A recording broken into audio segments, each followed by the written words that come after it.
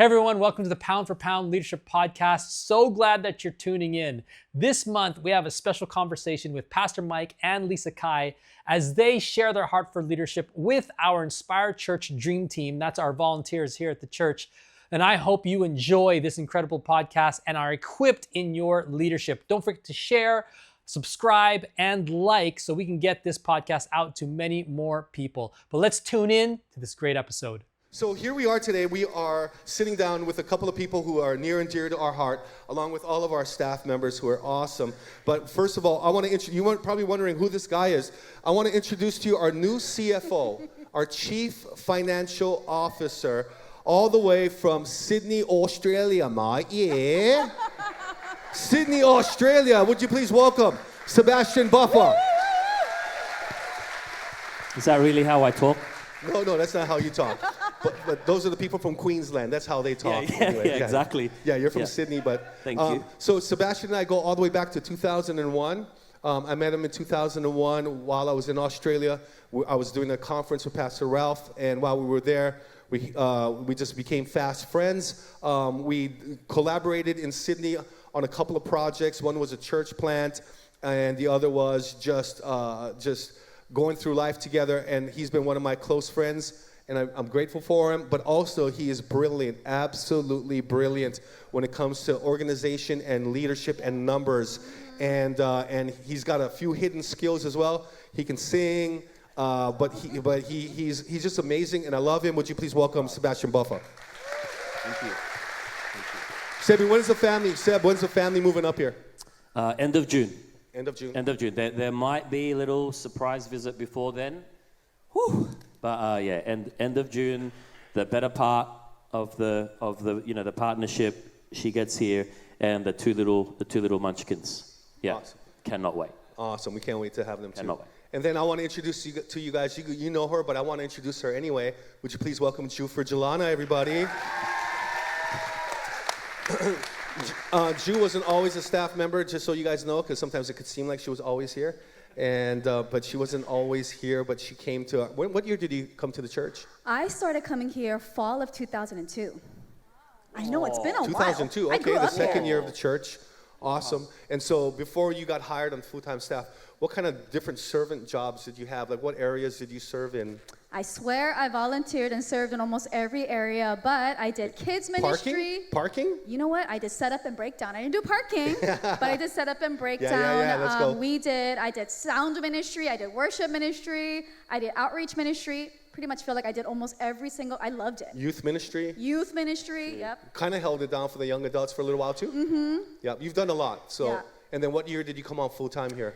And then I believe when we transitioned from the Waikele Elementary, we came here October 2009. And I remember standing right outside the two front doors with Pastor Mike, and he looked at me and he said, I don't know, 10 hours a week? I was like, huh? 10 hours a week? I was like, wait, I'm hired? And it has been a phenomenal ride since then. And I feel like that moment, I found my calling. Yeah. Well, we're so grateful for you and Mark. Her husband, Mark, is here in the front row, everybody. Yeah. Always playing guitar, rhythm guitar over there, electric guitar, and not air guitar, but he's so good, and we're grateful for him. And then, of course, without further ado, Lisa, my beautiful wife, Lisa. Come on, Lisa, say hi to everybody. Hello. I'm so glad that you guys are all here. It's nice to see new faces. I just know that this is like the core of the church. Yeah. So this is really, really important that you guys made time to be here. So proud of you. We're grateful for all of you guys. Thank you so much. So we're going to step into a moment where we're going to talk. We're going to have a little conversation, talk story about leadership. I gave you 4 points, but that's not going to be good enough in my opinion. That's good, but maybe we've got to go a little bit, just a little bit longer. And so why don't you go ahead and let's start off the conversation, shall we? I got to say, man, you were on fire before. I was thinking, nah, don't do the interview. Just go. You were on fire, bro. That was crazy. Oh, thank you. Not only do you have amazing shoe game, yeah. but that preaching game, woof. Yeah. These are Adidas. Believe it or not, they're Adidas. Yeah, they look expensive. That is why Pastor Lisa does not look happy. But they're not. They're not. She does not look happy. No, they're not. They're not. Okay. They're not. Well, they look it. They look it. That's the main thing. As long as you look it. You don't have to be, but you can look it. Yeah. So, you mentioned we've known each other since 2001, right? Yeah. School hall, you started, 40 people. That's when I first, met you guys. But if you fast forward 24 years, the story of Inspire is just phenomenal, right? 6 locations and, the thousands in attendance and 300 plus decisions a week is where we're at. This is it's crazy. My question is, how did you both, because the church has grown in a phenomenal way, but how have you both had to grow in your leadership to be able to keep stewarding well? Because God's doing it, right? God's the one who's doing it. But how have you had to grow to keep stewarding it so that it's where it is at the moment? Want to answer that or you want me to go? I can answer that. I would say I've been in ministry, for 30 plus years. Wow. And of course, my first pastor was Pastor Ralph. He taught us a lot of books. Like, he made us read books all the time. And I'm not a reader because I like reading only stuff that I like to read, but I don't like to read stuff that I don't like to read. So it was actually the best thing, being forced to read books that you don't want to read. And that has expanded my mind. If I didn't read and I wasn't asked to read, I don't think my mind would expand because I'm not in school anymore. And I think for all of us, even if you're not a student, you have to become a student now. It's like your choice. That's good. Like we tell our college kids, right? This is now your choice if you want to expand your knowledge. Whereas high school, right? You didn't care, right? You were forced to go to school. So I think for me, it's continually reading books on leadership as well as the books of the Bible. Like, I wanted to expand my knowledge, especially if there was a great message on the weekend. I will deep dive it myself. No one has to tell me to deep dive it. I will go deep dive it. So that's how I keep growing. That's awesome. I would say for me, how do I keep growing? How have you had to grow to be able to keep stewarding what's going on? I would say I heard a saying once that, well, first of all, I've had to grow in my leadership, in my people skills, in how to finesse my conversations. Because as a youth pastor, you're blunt. And you shouldn't be, but I was blunt as a youth pastor. Now you got to be way more finesseful today than when I was a youth pastor. You was straight up. But at the same time, I had to learn how to finesse my conversations. I had to learn how to grow my leadership capacity by the more weight I took on. I never thought I could make it, but then God expanded the capacity so he could give me more. But then it's character, competency, chemistry, coachability, that's all important. But at the end of the day, if you don't have character, character will not hold what you've built. And so I wanted to make sure that I'm continuing to keep my character before the Lord and before people, before my wife, to make sure that I got the character, I can hold this. Otherwise, it'll crumble, and I don't want it to crumble. That's a 5th C, if you pick that up. There's a 5th C in that. And I didn't want it to crumble because I wanted to hold on. I want to build what God gave us and continue to move on forward and never step backwards. Wow. But have you guys ever found yourself outgrowing each other in seasons? How did you guys pace together to grow and lead? I follow him. Oh, because he's the one that always is growing. Like, he's a reader. He loves, like, there's so many books, and some are not even read, but he loves books. He is always listening to podcasts. He is always watching YouTube. And, like, when we're on the plane, he's watching YouTube. And I'm watching my series, my Korean drama. I'm learning. I'm learning. So he's constantly... Like, I download stuff onto this so I can watch on the airplane. Yeah, he's constantly watching stuff, learning stuff, and that's just how he's wired. And of course, so I just steal from him. You know, everything he knows, I just steal it. You know, and so I don't have to read it. I just ask him. And right? And it's true. Like, that's why I'm here. You're welcome. But the worst thing is when we're always amongst pastors at a dinner table. And I'm like, don't ask me anything about the Bible. And so they're having conversation, and then when it goes there, I just kind of slip back and I just push my husband forward. Like, you go talk to them, you know? But honestly, I learned from my husband, so. Okay. In the season, so, you know, you showed before, we've doubled, or almost doubled, 90%, close enough, doubled in 2 years. That's a lot of growth, right? And growth comes with growing pains. But Pastor Lisa, I remember there was a season where you went through like a leadership, like growth spurt, right? It was around the Rise conference. And when I first met you, a bit more behind the scenes, but then you really stepped into this new season. For those leaders, you know, those of us in the room who are going to have to go through a growth spurt, what are some things insights that you can give us that you learned in that growth spurt that took you from where you were to leading now? Well, part of it is you should know your gift, like what kind of gift you have. Like, my gift is leadership administration. And I was leading the team of staff. They were overseeing different ministries, so I oversaw them, but I wasn't building, and I'm a builder. So I needed to build something. And because I wasn't content with what I had, like, I just wasn't satisfied. And I didn't feel like my gifts were actually being utilized.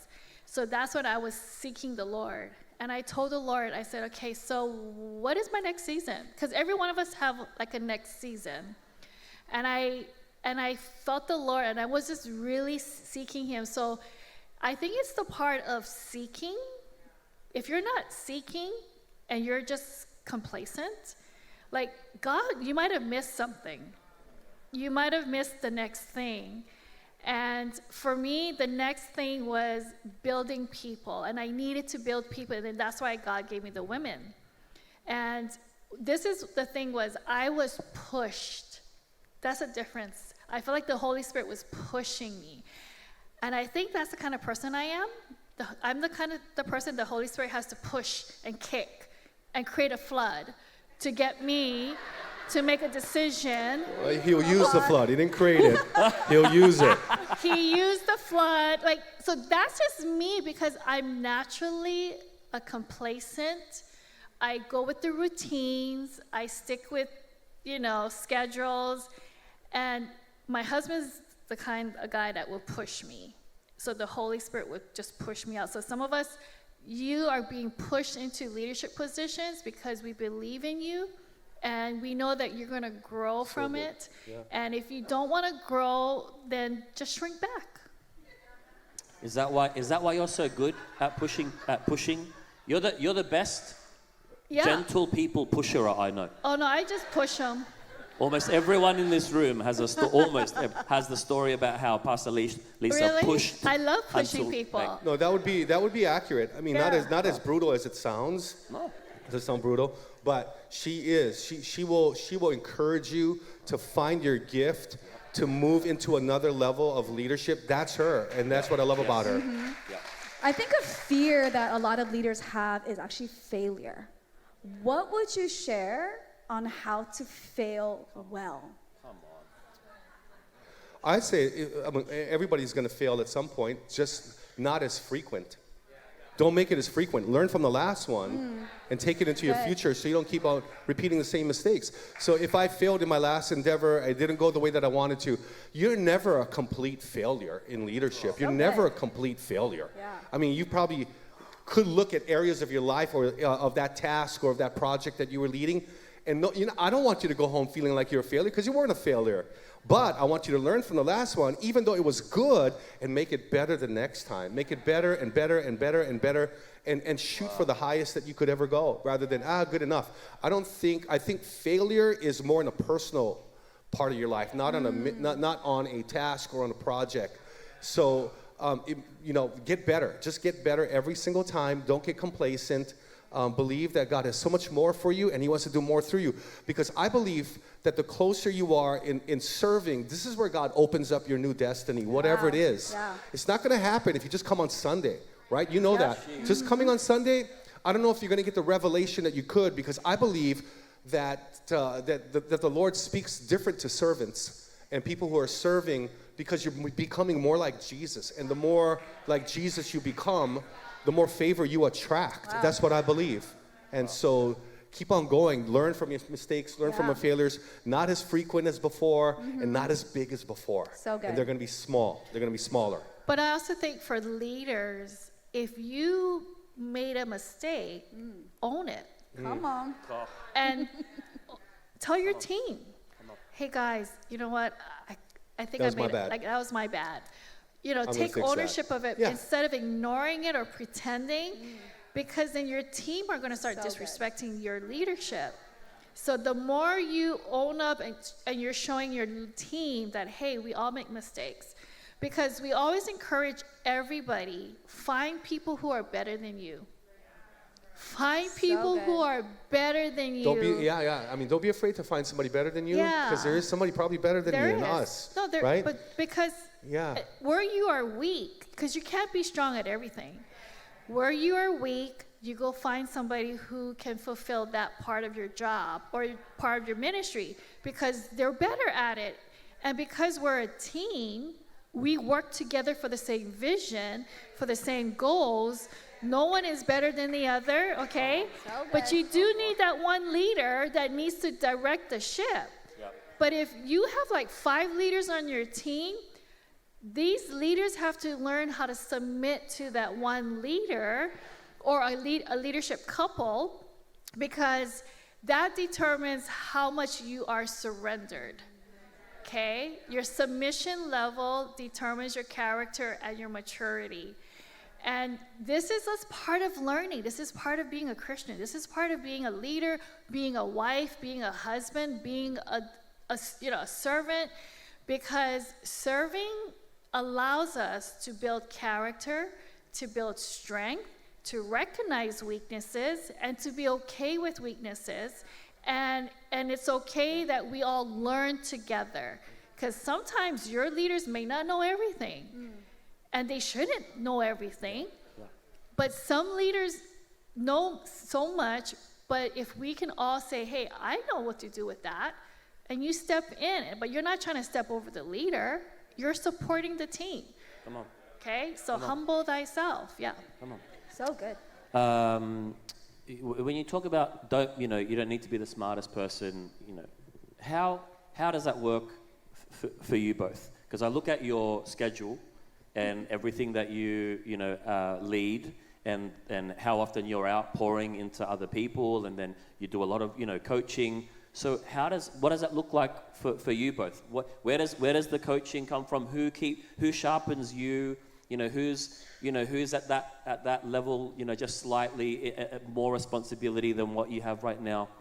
Who are they, and what does that look like? So who's pouring into my life? Yeah. Okay. That was a much better way to ask it. Okay. Yeah. Because when you said that one. who's the smartest person in the room, I am. yeah, and I was going to say, well, it's Lisa, obviously. So I was going to be like, oh, wow, okay, all right. So anyway, yeah, she's much better in a lot of areas than I am. I can honestly say that. When it comes to organizational leadership, she's not way better than me, but she's better than me. Yeah. So I allow her to take that lead in organizational leadership. My leadership is more apostolic, entrepreneurial, start stuff, build stuff. Yeah. And she's the one, along with the rest of the team, that actually makes this thing work. And so I'm grateful for her. Yeah. Who pours into me? Well, the most important people that pour into me, are the people that are my overseers. To be honest with you, I speak with a lot of people every week. I probably have this ability to touch all of my friends, all of my peers. I have a great connect group. It's led by. I don't need it though. I'm grateful for that connect group when I can be there. But what I love is Sam Rodriguez. I talk to Sammy Rodriguez maybe once every 2 weeks. In the middle, I'm talking to Benny Perez. In the middle, I'm not name dropping. These are the guys that are invested into us. Yeah. And these are the people. Sam Chan, just got off the phone with him 2 days ago. Wow. Wanted to run something by him. And so these are the people that are there because out of Hawaii, they're bigger. They're the biggest that I could look to. But I still can humble myself and learn from anybody. But I love, locally, who I love, Norman Nakanishi from Grace Bible, Pro Side. He's no longer there. He's there, but he's retired. He didn't retire, he refired. So he's running a different role. So he's refired. refired. That means like boom, that kind of, not like fired twice, okay? No, he's a hammer. I love that man so much. He's probably the biggest one that I'll call here locally. But there are people on the mainland, and I see them quite often. And so they come here. And so our council knows that they come here. And part of the reason they come here is one of the reasons, not just to speak and to pour into you and to pour into us, but to look at Mike and Lisa in the eyes and make sure, you guys are good? Are you guys okay? They're watching out for a rhythm. Oh, yeah, every now and then they get concerned about the rhythm. Okay. Or you might be doing too much. And I'm like, yeah, you got it. In fact, one guy said, Mike, you need to be engaged. Stay in the moment. He told me, can you stay in the moment? You're always looking at your phone. Well, we were 6 hours ahead from here, and my daughters were 3 hours and 6 hours behind. So when they go on a chat and we're all involved, it's like too much. So I was getting distracted the whole time by my family chat. And of course, I was checking some other things, the stock market and whatnot. But anyway, moving right along. And he's like, Mike, you got to stay in the moment. Just stay in the moment. I'm like, okay, all right, sorry, my bad. And so, but that was great advice to like not always holding your phone. Don't always look at your phone. But it's bigger stuff than that. And I'm grateful for them and who they are in our lives. I think that's a big lesson for all of us here to even though all the responsibility that you're carrying, that you are still intentional about allowing. And to me, it sounds like you're not waiting for them, someone to come knocking on your door and check in on you. It seems like you're actively every month making sure that you are in touch with people who can keep you sharp. Yeah. Mm-hmm. Yeah. I mean, we're in Hawaii, so it's not easy to do. Everybody is a minimum 5-hour flight away. Yeah. So phone call is very, very important for me to be able to reach out to them. And I take the initiative almost all the time. Go ahead, you were going to say something. Earlier, you shared how we should be a thermostat and not a thermometer. I think one of the strengths of your leadership is the culture that you set here. But I know people want to ask us questions, so I'm going to ask it for you is, as leaders, how do we help set the culture and be a thermostat when we have complainers and criticizers that we need to? Come on, you wanted to ask that question. How do we handle complainers on the team? Well, people complain here? I didn't know that. Anyway. Not us, I thought this is called Inspire Church. Okay. Well, I can understand that sometimes people are going to complain, but how do you handle the complaints? Number one, with grace. Number two, hear them. People want to be heard. And one of the worst things we can do is we don't care about your complaint. Wow. We don't care. That's so good. Yeah, it would be like, we don't care. That'd be terrible. And as long as we can continue to be, what's the word I'm looking for? The word's not sensitive, but aware. That we can be aware that we're not perfect, that we're going to make mistakes, that we may fall short. To some degree, okay, so your leadership, I'm assuming that in the leadership position, the people that I would call that report to you might be discontent with the scheduling or where they're slotted or whatever, and those kinds of things. This is an opportunity for you to hone your skills. It's an opportunity for you to to help solve a problem. And I think one of the greatest things that we can do is solve someone's problem. When we solve their problem, we help them solve the problem. We may not give them the solution at the moment, because hopefully you know what the solution is, but you can lead them to the conclusion of what the solution is, so they discover it with you. I think one of the most important things. I think we're a church of excellence, and we do our best with what we have, but we've got to be careful not to. We've got to be careful to realize that we're not here we're not the Ritz-Carlton. This is not the Four Seasons.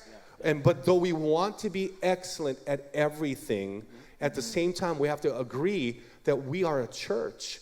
And so even though it may look like the Love Boat, even though it may look like a cruise ship, it really is a battleship, and all hands on deck. And when you're moving as fast as we do, you're going to have some complaints. You're going to have that, and handle it with grace.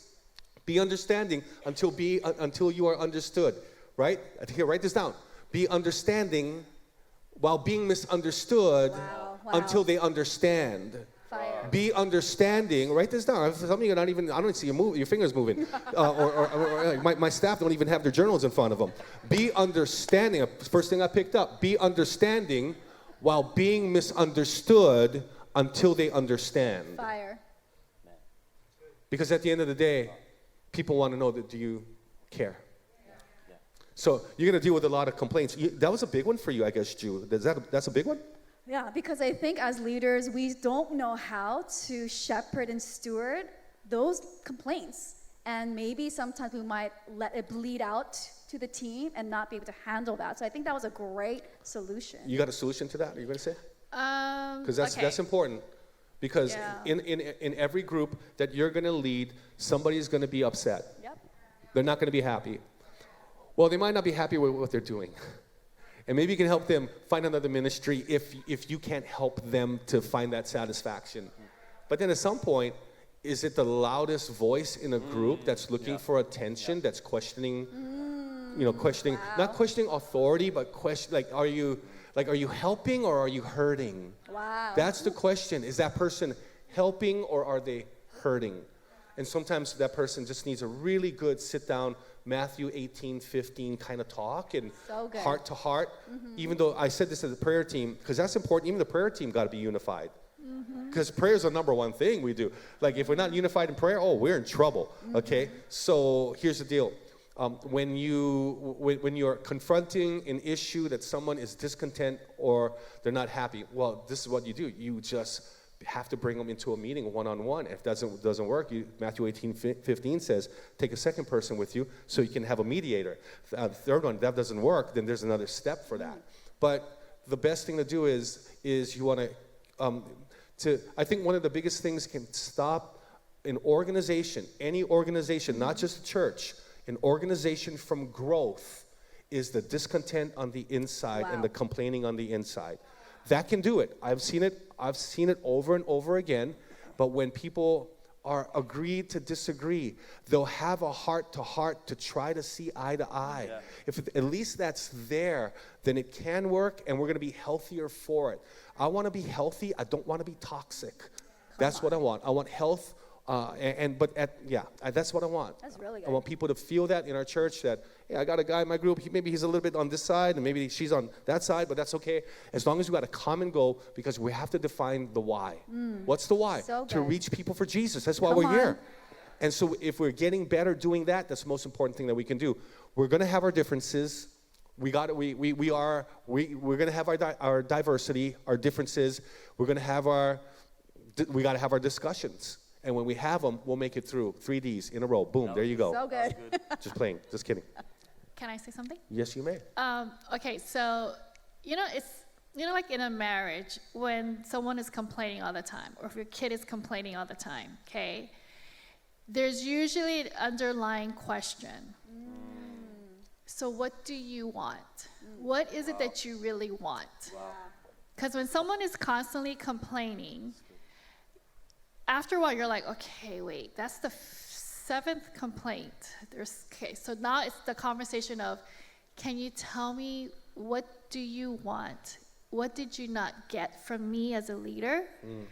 So what did you really want? It could be, I needed affirmation. I needed more support. I needed more communication. I needed more resources. And they're probably right sometimes. And they are probably right. So what's the reason behind the reason? Yeah, because you don't just complain unless you're that kind of person. But your Not them. The others. Never mind. Your entire life is just to complain. And we have some of those, okay? But what do you do? Like after, because you got to think, we are a church that is made up of people from so many different walks of life. Okay, and it's learning how to work with everyone. And of course, the scripture says to love one another, right? Sometimes you're like, that one is kind of hard for love. Amen. But Extra maybe grace that required. was the reason why God put that person on your team, because actually that person is probably wanting to be loved. And they're just doing it to themselves. What is that word? What is that when you keep hurting yourself? Self-sabotage, yes. Some people are just self-sabotagers. Like, nothing is good enough. Why do you self-sabotage yourself? So, like, this was going so well. Yeah. Like, look at our organization. Look at our ministry. Oh my gosh, look at all the salvation every single weekend. Do you see that? Or do you see the little things? Oh, there's no carpet. When are they going to get carpet? Like, you have to figure out your maturity level. Like, come on, let's all grow up. Like, we're not competing against each other. We're actually trying to work together. And can I say, it's really not easy leading sheep. See, English is not my first. It is. It is not, okay? We get It this. is not easy. We get this at our senior level. We deal with staff. We deal with leadership. We deal with stuff. We deal with things in the home. We deal with people's issues at the home. Yeah. It's normal, okay?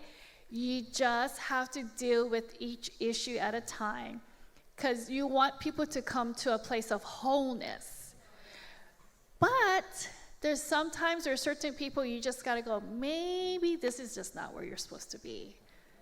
Because we're constantly disappointing you. You mean in that particular ministry? In that particular ministry, or sometimes they keep complaining about the church, whatever, right? You just go, maybe there's another pastor that you want to follow, or because you can't make everyone happy. Like if Mike and I, all we did was make everyone happy, oh my gosh, I think we would totally burn out.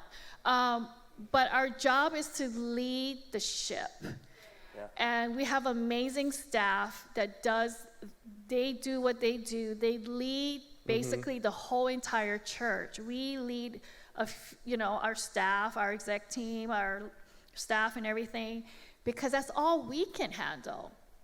And we preach from the platform. We lead through the platform. We lead as we're in the lobby. We're leading as we are having conversations. We're always praying for leading through things. So you as a leader, I just want to empower you to lead people well, okay? You don't own them. Just FYI, you don't own them. We don't own them. We don't own them. And you have to remember, when people come into a ministry, didn't we ask you to pray about this? Wow. Yeah. And when we asked you, you prayed about this, right? Nice. You said God told you yes. Okay, now you talk to God. He put you here. You deal with God. If you're not showing up, you're not doing your part. You got to talk to God. Okay? Because it's your relationship with God that determines your complaint. That was fire. Okay. Wow. So one last question from me. I've watched you grow in all this responsibility that you carry, but at the same time on the Big Island this week, I watched both of you and Pastor Becca at Waimea, and you still have that heart of a pastor who looks at people in the eye, genuinely care. I mean, I watched you both as you just prayed with people, like just line people up through the line. So for those of us in this room, leaders who carry a lot of tasks, you mentioned before, right? Don't just carry the vision, carry the task. Who carry a lot of tasks. How can you encourage us as leaders to, do your task and do it well, do it well, but don't do it at the loss of keep loving people, because you guys do it so well. So how do we do that? I try to make it to the door, but I can't make it. I miss shaking hands on the way out. Yeah. But because if I walk out, the whole top 5 rows will start walking out. Ain't that the truth? Yeah. So that's why I go like, hey, guys, try not to step up and walk out, because then all of a sudden it just starts something and everybody starts walking out. I want them to stay to the very end. I want them to linger till the end, because I want them to respect the hundreds of decisions that took place and not like, oh, let's get out of here, we can get our car. So that's why I stay here. I don't go up to my office. You know what I could do? Walk this way, boop, boop, boop, make it to my office, wait till the next one. Watch a football game in between. Oh, my turn. Okay. I could, but I don't. What do? I'm here. I would rather run to the door and somebody's going to stop me and I'm going to get stuck, and maybe it's the Lord that wants me here. And so I'm trying to get to the door, but I can't get to the door because my heart at the end of the day is not corporate. My heart is a calling, and I love people. That's the way I'm made. I'm like my parents, and I know it's God. It's the Holy Spirit. But Lisa loves it. We love looking at people. We love talking to them. We wish we could. I'm sorry. There's a 25-minute turnover in this room to the next group that comes in on this one.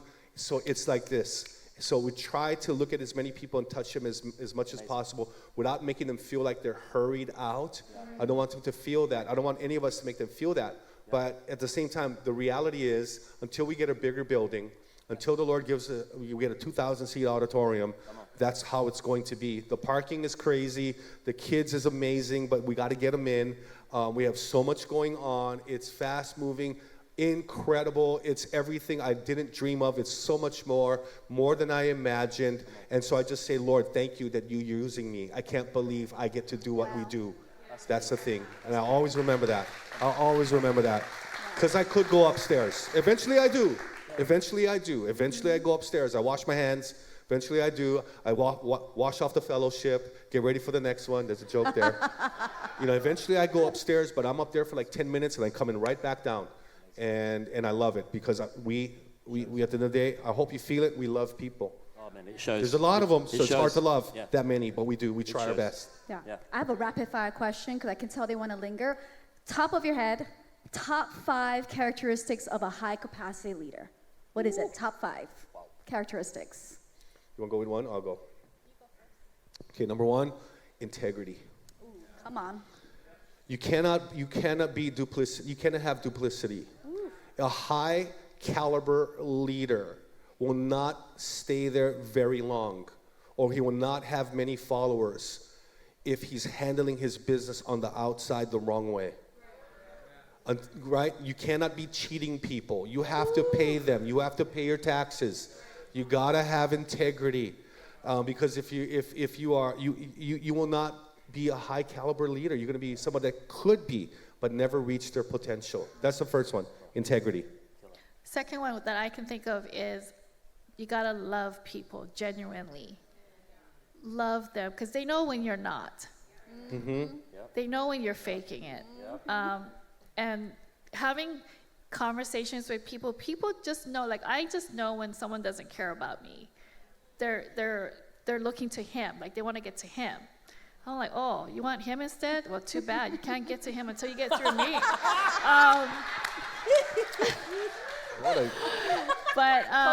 Yeah, some women are DMing saying, oh, he's hot. It's not a DM. No, not DM. Ayana, where you at? Ayana checks all my... Ayana, wave your hand. Identify yourself. It's not DM. It's on my YouTube. It's a different story. Oh, whatever. Yeah. But, yes. Love people. Love people well. Yeah. Just love people well. Be nice. Oh, my gosh. Okay. Third one. Okay, integrity, love. Third one. High caliber. They have increased capacity. Ooh, come on. Ever increasing capacity. An ability to handle pain. Leader pain. So good. If you can't handle the leader pain at this level, you're going to stay at that level. Yeah. So if you can get through the pain, push through the pain. Dr. Sam Chan, in his book, Leadership Pain, is still one of the top leadership books on Amazon today. After 10 years, it's Leadership Pain. And most people fall out of the ministry or in servanthood because of pain. It could be pain in the ministry or pain in their family or professionally, and they fall out. So when you go through pain, your capacity increases. Nice. Like I've been through a lot of stuff. Even lately, I've been through a lot of stuff. Wow. But it just increases my capacity to love more people, to be more empathetic, and to go. I believe the Lord goes, look, you took the high road, Mike. Wow. And you know what? I said this prayer team. It's easy to take. Anybody can take the low road. Check social media. They're on the low road most of the time. Then you find people on the middle road. Nice to find people on the middle road. But when you try to go to the high road, there's not a lot of people up there. Yep. But I hope I find you there. I hope you find me there on the high road. Because the high road is a road less traveled. Yeah. And when we take the high road, when you've been wronged, when you've been dissed, when somebody said something about you, gossiped about you, made disparaging marks about you in what you do and what I do, never mind, take the high road. Take the high road. Because it's real easy for me to go low road, baby. I can go low road. I'm from the Big Island. Low road's in my anyway, I can go low road. But I feel horrible when I go low road. Yeah. True that. I feel horrible. I'm not my best. I'm not my best self. So love, integrity, increased capacity. You got one? I think I got the fourth one, generosity. Ooh, that's good. That's good. I truly believe that being generous financially, okay, being the one that's always the one that would give first, but generous in time, generous in love, generous in forgiveness and grace and mercy, that you're the first to be generous. And it's because it's hard when you start withholding, okay? When you're withholding acknowledgement, when you're withholding gratitude, when you're withholding A compliment. when you're with just anything, that's not what a high road leader should be. They're always generous in their words, always generous with their acts of service, just generous, even with your smile. Okay, dream teamers, you guys are supposed to smile. Like, stop looking like this while you're serving. Smile. Be attractive. Let people, like a leader actually attracts people. Yeah. Leaders attract people because your smile, okay? It's not what you're wearing, it's your smile. So, smile. Okay, my last one. Thank you. Integrity, love, capacity, love. What? Generosity. Generosity. Okay, fifth one. Go last. Generosity, go first, but go last. Because the last shall be first, the first shall be last. Go last. And when you put other people first, when you're about the others, right? When you put them first and you go last, and it may not be recognized by anybody around, but maybe they might recognize it that you're going last. You're a servant all the time. You're always, you're not the first one in the potluck line. You know what I'm saying? If women go first, I don't care who's the first, because women take forever to get to the potluck line. Just go so we can eat. But if you're the man in the front of the potluck line, come on now, brother. You got to go last. And I think it's more of a concept of go last. Be the last. Yeah. You know Amazing. what I mean? And sometimes you don't always have to be the first to speak. You might have the answer, but maybe go last. Let somebody else in the circle go first. Because we know you're smart. You don't have to be first. You can always go last. And the thing is, when you go first, you shape everything sometimes when you go first. Yeah. And maybe you don't want to shape it. Maybe you want to step back and come from behind and shape it. So good, man. That's what I believe. I mean, there's so much more, but you caught me off guard. Very good. Very good. Thank you. We're done? Yeah. Yeah. Yeah.